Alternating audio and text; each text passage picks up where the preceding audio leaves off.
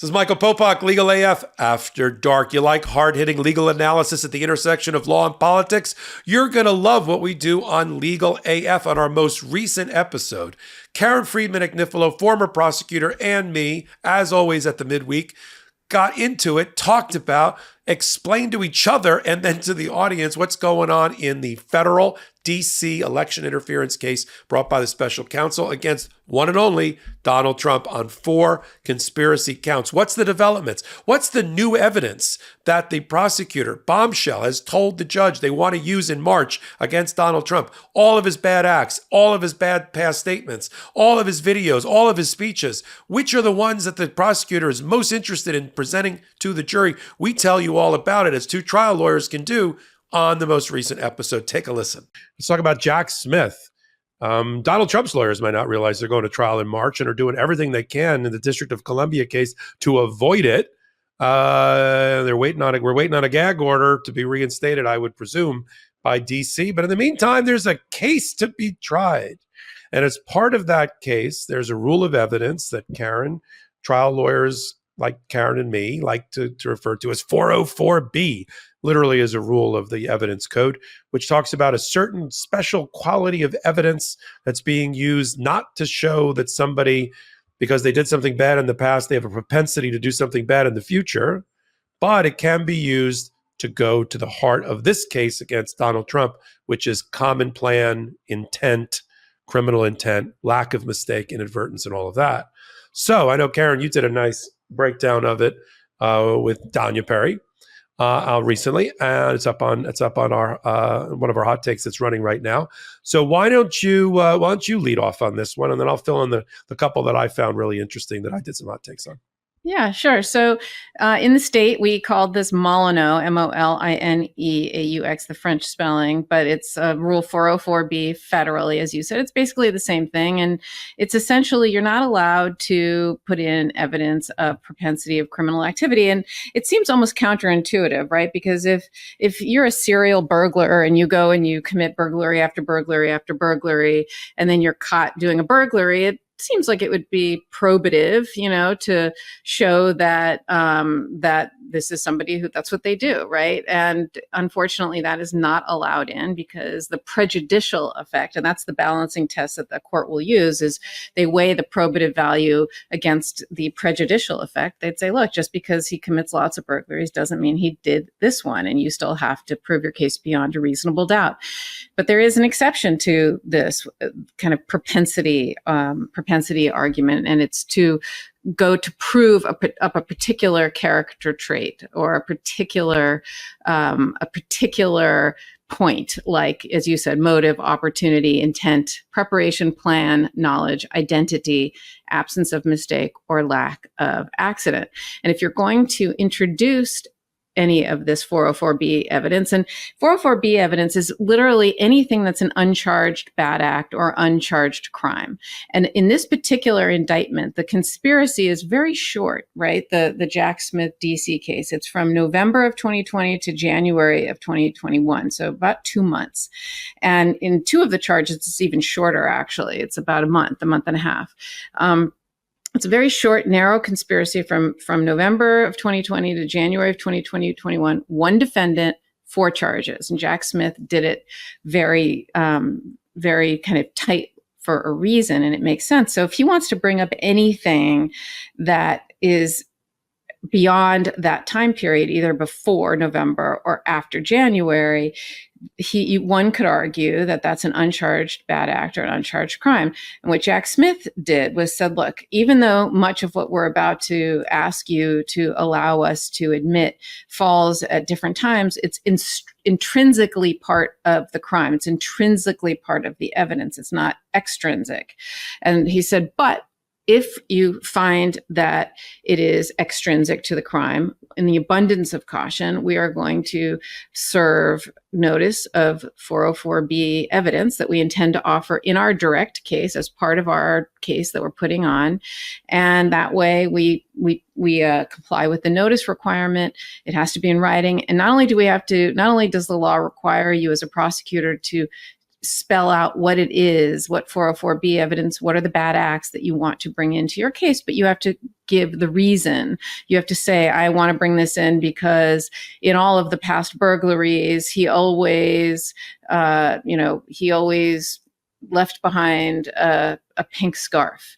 And in this particular case, there was a pink scarf. And so that was his signature, right? That shows a common scheme or plan. It shows his identity. It shows his modus operandi.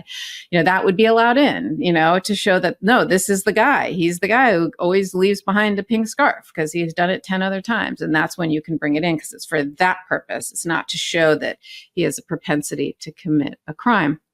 And so that's how the judge looks at it. It's entirely in the judge's discretion to allow it in or not, and it's not appealable the way certain very limited things are appealable mid-trial. It's appealable only after the fact, meaning if he's convicted, then he can appeal it in the normal course. He can't go up on appeal prior to trial or during trial if he doesn't like Judge Chutkan's ruling. Neither side can do that. And that's called an interlocutory appeal, which they cannot take the way Trump is doing in the presidential immunity and other constitutional arguments that he's making.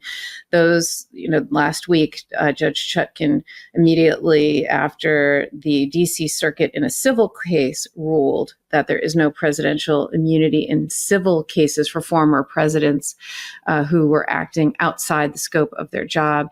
Within hours of that ruling, Judge Chutkan said, and there's no presidential immunity in criminal cases either. And her 48-page ruling on that is like a novel and worth reading for anybody who wants to learn about presidential immunity and the history of our country and Alexander Hamilton. It's actually a great decision, and I loved reading it.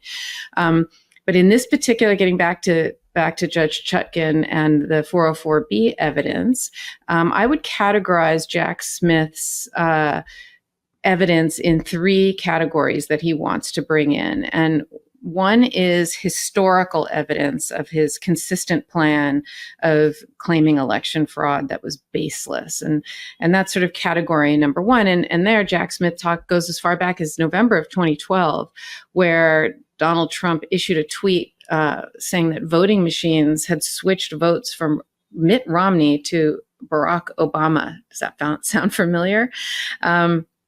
And that was, obviously a long time ago, before 2020, and he was already talking about this voting machine switch without any basis.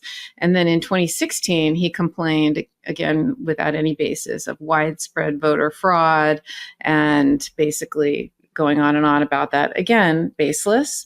But Jack Smith wants to bring that in as evidence to show a common scheme of plan of falsely blaming people for fraud in election results.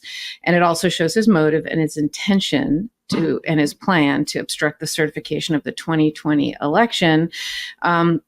He also, in that same category, brought out some of his own words, Trump's own words, where he refused, for example, prior to the 2020 election, he refused to commit to a peaceful transition if he lost, and that win, lose, or draw with rioting and everything else, he wouldn't commit to a peaceful transfer of power. And that I thought that will be incredibly powerful if it comes in. The next category that I would say that that Jack Smith wants to bring in had to do with Trump's knowledge that he lost the election and his motive and his intention to try and steal the election. And in that, he brings up several examples, the fake electors, for example. That's a huge, although that is definitely part of this. He's talking, and so will be allowed to bring that in. I think that what Jack Smith wanted to talk about is things that he didn't mention in the indictment, right? He talked about stuff that happened, for example, text. It looks like he got new text messages because he revealed, I think for the first time, I don't remember seeing this, it looks like yet a seventh now unindicted co-conspirator that seems to be cooperating because it's redacted in there, this election employee in Detroit that I had not heard of before, didn't know about. So he seems to have obtained a cooperator since the last indictment, and potentially got this new evidence. And so that's why it's not in the indictment, and why I think he added it here in 404B evidence, as well as, all of the time he and Giuliani, for example, were talking about retaliating against and retribution against,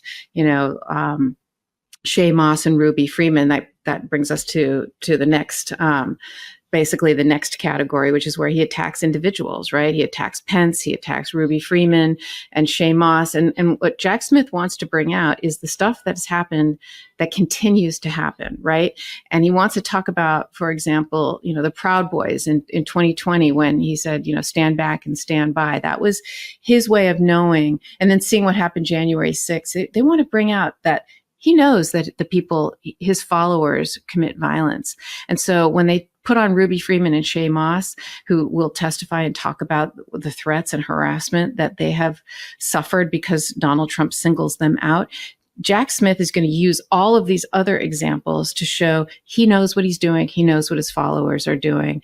And even after the select committee hearings, I thought this was really powerful. Even after the select committee hearings that happened 2 years after Jan 6, where there were videotapes of Shay Moss and Ruby Freeman talking about the horrific vitriolic death threats and racist things that they encountered, Donald Trump at that point knew, because he obviously knew, because that was publicized and that was broadcast. He knew about that. And even after hearing about that, he doubled down with his comments about them, and recommended attacks on them in posts in his Truth Social. And he even zeroed in on one of them, writing that she's an election fraudster, a liar, and one of the treacherous monsters who stole the country, and that she would be in legal trouble. I mean, it's just outrageous. And Jack Smith said, look, this shows his plan to silence his people and to silence those who come out against them. It goes to his knowledge that the public attacks on people like Shay Moss, Ruby Freeman, Mike Pence, et cetera, could foreseeably lead to violence and to threats and harassment.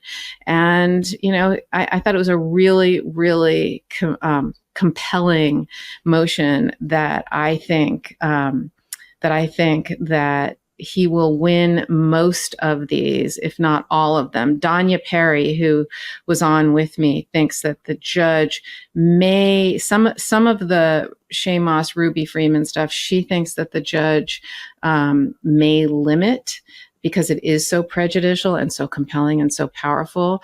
But I think it all comes in. What about you, Popok? What did you think? Yeah, two that I liked the most out of all the 6 or 7.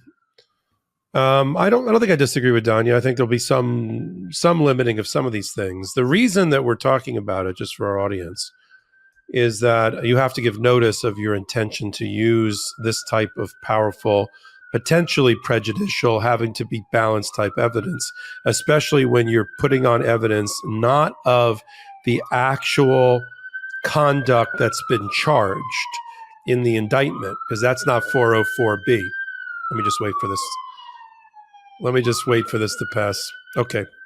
That's not 404B. Actual evidence of the crimes charged, the 4 conspiracy counts against Donald Trump, that's just stuff that he did that comes out of the indictment, and there are elements of the crime and conduct consistent with the crime. This, as you said earlier, is trying to bring over the wall into the courtroom evidence of prior conduct, historical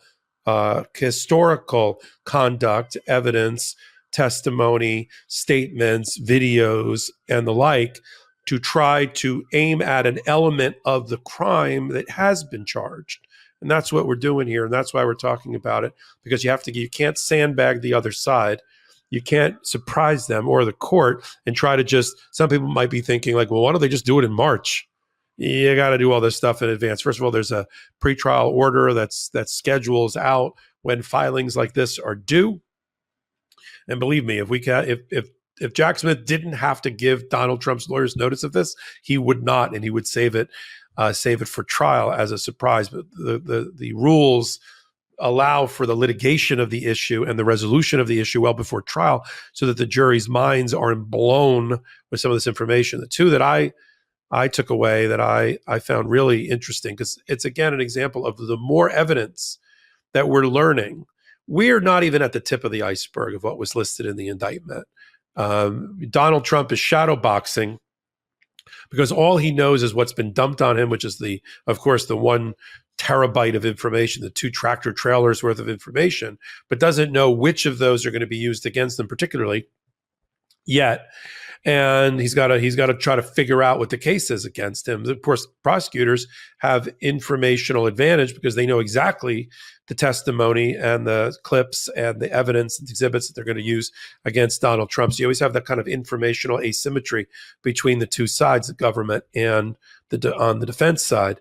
And here but we're learning, and when there's a mandatory filing in the court process, like we just had, that's when we start learning, the kind of the curtain gets pulled back, the hood gets opened, and we get to see under the hood as to some more evidence and and how the prosecutors see the case. It's like going shopping in a supermarket. No two baskets are the same. When you're waiting in line in a supermarket and you look over at your neighbor's basket, I assure you, it is not identical to yours. And so you can put the building blocks of this case together in different ways. What turns one prosecutor on might turn off another. I mean, there's some fundamental things, maybe 80%. If Karen got her hands as a prosecutor, former prosecutor, on the file, so to speak, about 80 or 90% of it might be exactly the same as Jack's, but there's always that difference, right, of prosecutorial discretion and things that they light on and they think from their past experience will be successful in front of a jury in a case like this one. And so that's what they're trying to build right now. What we learned, for instance, was, and I outed him already because it's obvious who it is, there's an unindicted co-conspirator that's listed as one of the 404B potential pieces of evidence against Donald Trump, who interfered in the Detroit vote counting and suggested or argued that there should be a riot of Trump supporters and others clashing in front of the streets in front of the count when he learned that Trump was going to lose. As soon as they learned that Biden was winning election night, 2 things happened in Detroit. One is the actual counting office got flooded with people that were supposed to be poll watchers who were instead just doing all sorts of ridiculous challenges to try to gum up the works and throw sand in the works of the legitimate vote counting that was going on. And in the streets outside of the vote counting center in Detroit, there were, I wouldn't call them a mob. We have a video clip we may be able to run tonight, but there was, like a group of people. And there were a group of people on the other side. And what Boris Epshteyn, and that's who I'm outing right here and on my hot take, who was a political consultant and a lawyer for Donald Trump, still to this day involved with every decision-making that Donald Trump does in civil or criminal cases, went so far as to hire for Donald Trump the current lawyers that he has, Chris Kice and Todd Blanche. That Boris Epshteyn, who's identified in the 404B as an employee of the campaign, a campaign employee. He's listed in the indictment as unindicted co-conspirator number 6, a political consultant. There's only one political consultant / campaign employee who is an unindicted co-conspirator, and that's Boris Epshteyn. Can't be the lawyers, even though he is a lawyer. He doesn't really operate as one. But it's not Ken Chesbrough, Sidney Powell, John Eastman, Jeff Clark, or Rudy Giuliani. It's Boris Epshteyn. And so Boris Epshteyn, on behalf of President Trump at the time, then President Trump, tried to cause a riot in Detroit to stop the count. I said in one of my hot takes, people who tune in late might think I'm reciting last season of Succession. Spoiler alert, I'm not. This is what they tried to do. And Jack Smith wants to present that to the jury, along with evidence that they purposefully flooded with a goon squad into the vote counting to try to stop the vote count. Just as Boris Epshteyn is alleged to have done in the indictment on Jan 6th, where he, Rudy Giuliani, and Donald Trump, to try to stop the vote count related to the electoral certification, tried to do a pressure campaign using the violence of Jan 6th, i.e. that riot, to stop the vote count. Never heard that before. begs the question, why isn't Boris Epstein in chains and shackled? And why isn't he in an orange jumpsuit? And why hasn't he been indicted? That's for another day and another hot take. I have a theory about that. It has to do with keeping the March trial date at all costs. So that I thought was fascinating. And I thought of it as a trial lawyer, the power of that being presented to a jury at the right moment in time in a trial. It would just be breathtaking. It would just change the weather in the room for that particular day whatever of the trial against Donald Trump, putting aside all the lawyers and all the vice presidents that are going to come and testify against Donald Trump. He tried to start a riot as soon as they realized that they were losing, which goes to the intent of Donald Trump, the criminal intent that he knew he had lost on election night, was trying to do everything he could to avoid the peaceful transfer of power even then. That's one. The second one is, as you mentioned, not only has Donald Trump been complaining about voter fraud since like 2012, arguing that there was vote flipping somehow, software, hardware, for Mitt Romney votes that went to Barack Obama. But on more than one occasion, he's refused to acknowledge that he would agree to a peaceful transfer of power. And there's two clips in particular, and I did it on a hot take that's coming up soon, that they mentioned by name, in which during the debate with Hillary Clinton, he was asked by the debate moderator in 2016, Chris Wallace, will you, right here in front of the American people, will you commit to a peaceful transfer of power the way we've done in every year of our republic going forward? We'll see. Sir, I'm sorry. We'll see is not an answer. What do you mean we'll see? Well, the ballots. The ballots, got to count the ballot, don't know about the ballots, too early, can't commit.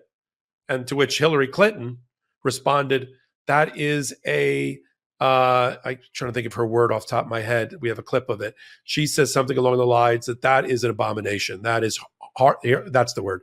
That is horrifying, what my opponent for the presidency just said about his not supporting the peaceful transfer of power.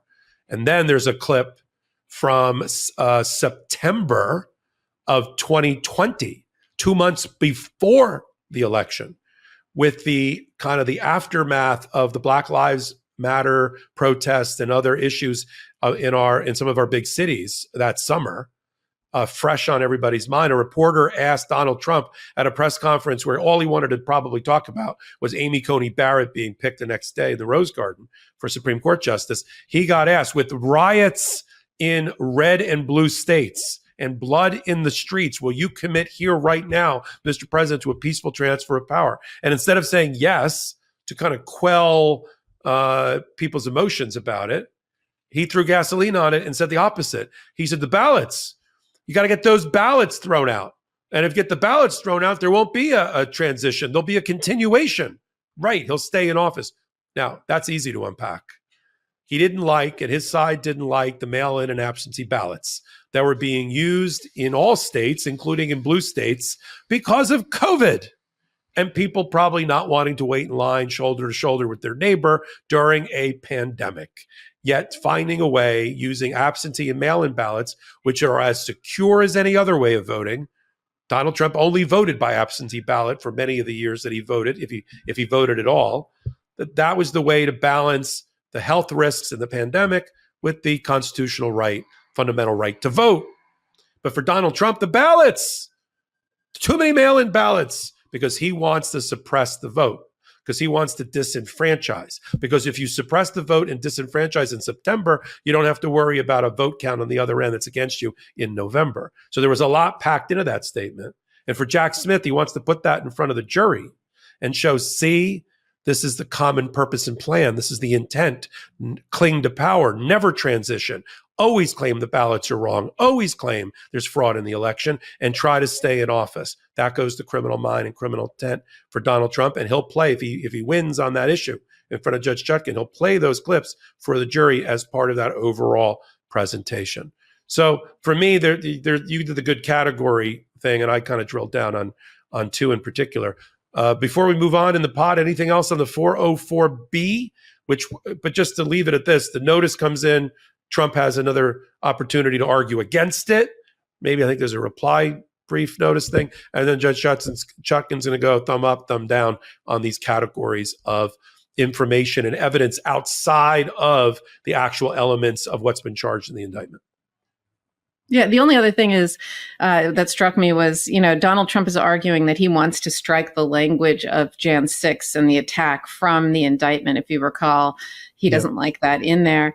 And Jack Smith kind of was like, well, not only are we objecting to that, I want to show that you actually had a motive and intent for that exact same thing to happen on January 6th by introducing evidence of how you characterize the rioters and the insurrectionists, how you have openly and proudly supported them, all of these individuals who criminally participated in the obstructing of a congressional certification that day, including suggesting that he's going to pardon them if reelected, and that he has conceded that he had the ability to influence their actions even during the attack, right? As he said to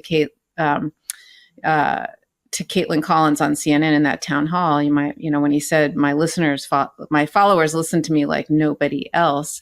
And he even talked about certain individuals. He even has talked about specific individuals he wants to pardon who committed seditious conspiracy and violent assaults on the cops, like Enrique Tarrio, right? He said, I want to tell you, he and other people have been treated horribly, and called them hostages, political hostages. I'm sorry, that he's not a political hostage. He's in prison. And, just the way he plays that Jan 6 prison national anthem at his rallies and calls them all hostages and supports them all. I think that's going to be very powerful evidence that Jack Smith is going to introduce. Yeah, I think, as I said, either last week or on a hot take, there's just an entire team working for Jack Smith that's just scrubbing and scraping all of Donald Trump's social media, his statements, his rallies, his interviews, his debate performances for testimony, for adverse testimony that they can use against him.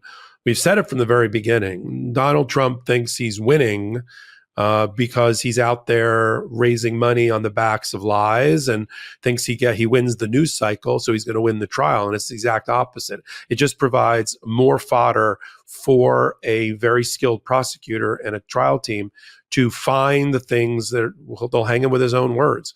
And that's what we're watching. All right, that's an example of what we do every week, twice a week on Legal AF, only on the MeidasTouch network. It's lawyers talking about cases, knowing what they're talking about. How do you like that? Wednesdays and let's try it again. Wednesdays and Saturdays at 8 p.m. Eastern Time, and then on audio podcast platforms wherever you can get it. If you like that podcast, you like that clip, join us. If you're already there, welcome back. Send the clip to a friend or family or somebody in your life and ask them to join our audience. If you have no idea what I'm talking about, I'm Michael Popok. That's Legal AF.